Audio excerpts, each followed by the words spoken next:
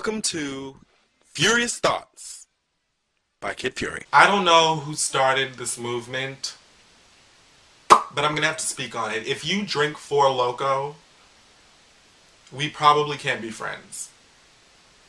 This drink seems to be the new hot shit in the streets, and it's always fun to keep up with hood rat trends, don't get me wrong. But Four Loko is turning regular, average, everyday fun clubs into 28 days later. And I just can't keep up. I won't keep up. It's not for me. The first time I saw it, I thought it was an Arizona tea. You know, one of those cheap drinks. I was like, oh, okay, that's fun. And then everybody starts jumping around like they just swallowed something from the back of T.I. and Tiny's pocket, and I don't have time for it, okay? Y'all can keep that moonshine in a can. It's not for me. Keep it away from me. When you pull up to the drive-thru, please have an idea of what it is that you want to order. These fast food places, their menus do not change like that. Get a grasp of what it is that you want to eat before you pull up to the little box in the drive-thru, okay? There's nothing worse than a bitch who is sitting in that drive-thru holding up all of the flow and having this big-ass line there because they don't know what the fuck they want. Please know what it is that you want when you pull up to the drive-thru, especially if you are in the car with me, because these fast food employees, these workers at these places, they don't make very much money, and they get aggravated sometimes, and they want to have an attitude with you. And I'll tell you this, if you have an attitude with me, I don't give a fuck how long your day has been. I don't give a fuck if you smell like grease, if you smell like french fries. I don't care how much they're paying you or how much they're not paying you. If you didn't have a babysitter that night, if you have an attitude with me over that little speaker or whatever it is, when I pull up around to that window, I will hit your ass with a supersized double whammy of all-American beef. Don't try it with me. I will do that. And you're going to get my food for free. So just know what you want. Speaking of fast food bullshit, McDonald's can kiss my natural black ass for this commercial they got of these two little black boys who are dreaming that they own a McDonald's and that business is so great, and they bragging to all these adults. What the fuck you trying to say? That a black person's greatest goal and aspiration is to own a McDonald's? Am I the only one who's paying attention to these racist McDonald's commercials? Like, all they're missing is one more ad featuring two black people mixing ramen noodles and Vienna sausages inside their McFlurry. Like, they're blatantly throwing shade at us black people, and y'all still rolling up to that damn McDonald's every single time you got a lunch break. Talking about ba-da-ba-ba-ba, I'm loving it. You can have it. So, of course, everyone has been asking me what I think about this whole Bishop Eddie Long scandal and how they say he's been playing whack-a-mole with Little Boy Booty, or should I say whack-a-hole, however you want to think of it. But I'm going to keep my opinion to myself for now, because I have an issue with going after God's dedicated children of the cloth, if you know what I'm saying. I just don't know enough yet, but what I will say is that those pictures that surfaced that these young men claim they got from the bishop through text message, those photos look like they came straight from the pits of BGClive.com. Now, if you don't know what BGC is, tap your gay friend, tap your gay neighbor, and be enlightened. Because your boyfriend, your husband, your brother, your uncle might be on there. So, that's all I really have to say about that. I don't know. Bishop, God bless. I will pray for you. And if this all comes out as the truth, A, I wouldn't be surprised, because as I've said, it's always the ones that bark the loudest that are doing doggy style in the dark. And B, I would suggest, Bishop, that you pack your shit, get your shit, and get out of Atlanta.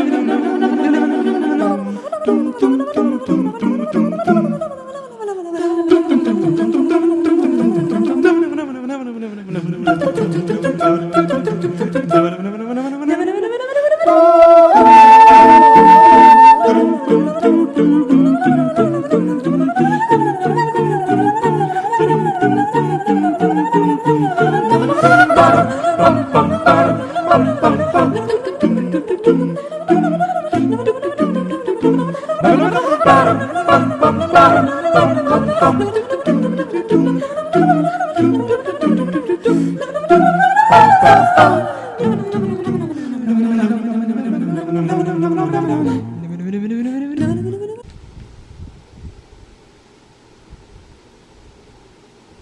can't stand people who act like they cannot pronounce the word specific. Yes, there is an S at the beginning of that word, talking about can you be more Pacific. What? Pacific? You want me to be like the ocean? Bitch, are we going parasailing? Is there a glass bottom boat somewhere? Are we going deep sea diving? Because you're fucking up the whole context of the sentence. I don't know what you're talking. You mean specific, you dumb, ignorant, illiterate, stupid bitch? Ugh. Are you smarter than a 5th grader?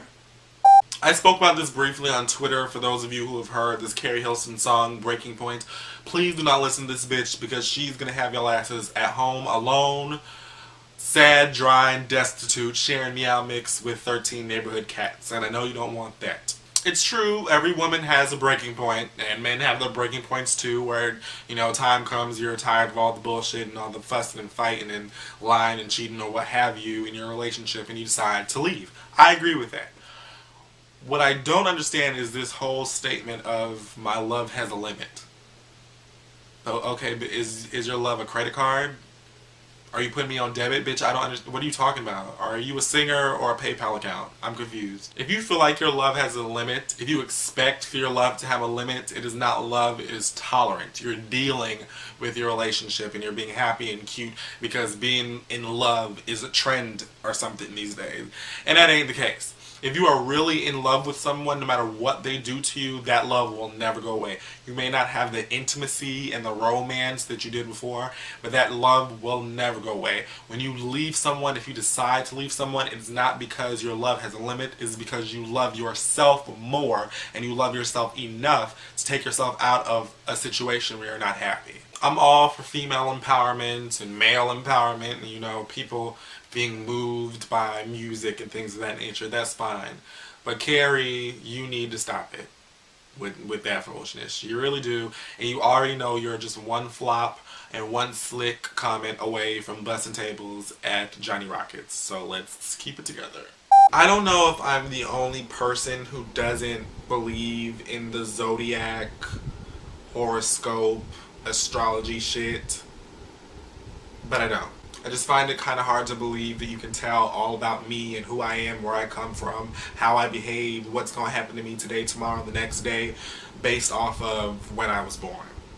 It just doesn't make any fucking sense to me, and I'm so sick and tired of it. And it's one thing if you're an actual astrologer, or if you study that shit, or if you're a gypsy, or whatever the fuck it is, that's one thing. I still don't believe it. But I'm really sick and tired of these raggedy, basic, regular, street folk coming to me, or anyone else talking about, so what's your sign? I'm a Sagittarius. Oh. I know all about you Sagittarians. I know about you Leos. I know about you Aquarius. I know about you. No, bitch, you don't fucking know. You don't know anything about me. You don't know where I come from. I'm sorry. Get out of my face. Are you supposed to be Dionne Warwick? Where are your psychic friends, bitch? Where's Miss Cleo at? They're not around, bitch, because this shit doesn't exist. Get out of my face with your witchcraft. Thanks. Ladies, if you can't walk in heels, don't wear them. Don't get me wrong, I understand you want to, you know, look sexy and, stilettos, pumps in the club, yeah. You know, that's fine. But it takes away from the sexy aspect of everything if you're walking around the club looking like Helen Keller. And then at the end of the night, it looks like you have hippopotamus feet because your shit is all swollen up 5 times its size. Just don't do it. If you can't walk in heels, don't wear them. Wear flats, wear sneakers, wear wedge heels, or something that'll help you keep your balance. Except for Chinese slippers, because the day of the Geechee is over. I hate when people ask you if you miss them. Someone you haven't seen in a long time, and they're like, do you miss me? Did you miss me? I bet you miss me. You're gonna miss me. Let me say I miss you. Because if you ask me, do I miss you, or did I miss you, and then it just takes away, it takes all the emotion and love and shit out of it. And then I just want you to go back wherever the fuck you came from and stay there. There is a major difference between being a bitch and standing up for yourself. Because see, someone like me, you never gonna play me. That's not gonna happen. You're not gonna talk to me however you want to. You're not gonna treat me however you want to. It's not gonna happen. Never. Because I'll tell you one thing. If you allow someone to walk all over you, people you know or people you might not know like that, people you just met, if you allow someone to walk all over you, they will continue to walk all over you and walk all over you, and it'll just get more and more and more intense, and by the time you actually get fed up and want to defend yourself, it'll be too late. So what I do, what I suggest you do is nip that shit in the bud right then and there. As soon as they step out of line and do some shit, you call them out on it. And put an end to it right then and there when it starts. Some people will respect you for that. Other people will call you a bitch. And if that's the case, that's fine. I'll be an asshole, I'll be a bitch. But as long as you know I'm the bitch that'll throat chop your motherfucking ass if you get too out of line. Then we don't have any problems.